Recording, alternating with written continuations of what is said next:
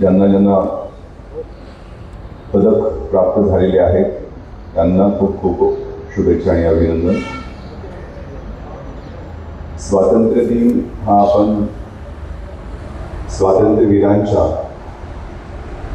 आठवणी आणि त्यांच्याकडून प्रेरणा घेऊन आपलं राष्ट्र बलशाली समृद्ध कसं करता येईल यासाठी आपण काय देऊ शकतो यासाठी या दिनाच्या दिवशी आपण संकल्प करत असतो. आपण सगळेजण तन मन धन अर्पून या राष्ट्राप्रती कटिबद्ध होण्यासाठी आपण वचनबद्ध होत असतो.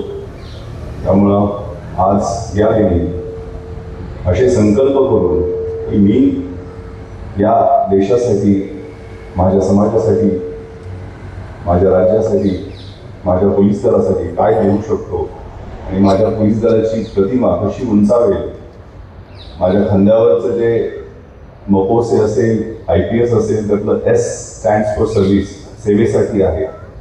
सेवा करणं, प्रेम करणं आणि मदत करणं हा माझा खाकीचा धर्म कसा आहे आणि लोकांची सुरक्षितता, सदरक्षणाय खलनिग्रहणाय या वाक्याशी मी कसा वचनबद्ध राहील असा प्रत्येकाने संकल्प करूया, एवढंच मी बोलतो. आपल्या सगळ्यांना पुन्हा एकदा शुभेच्छा देतो.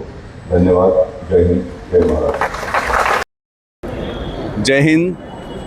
आज आपला 80वा स्वातंत्र्य दिन आपण सगळेजण साजरा करत आहोत. या निमित्तानं मी नागपूर शहरातील सर्व नागरिकांना खूप खूप शुभेच्छा देतो, अभिष्टचिंतन करतो. आपल्या स्वातंत्र्यवीरांनी जे स्वातंत्र्य संग्रामात बलिदान दिलं त्यांची आठवण आणि त्यांच्यापासून प्रेरणा घेऊन आपलं राष्ट्र आपण कसं अधिक बलशाली करू, समृद्ध करू यासाठी आपण सगळेजण कटिबद्ध होऊयात.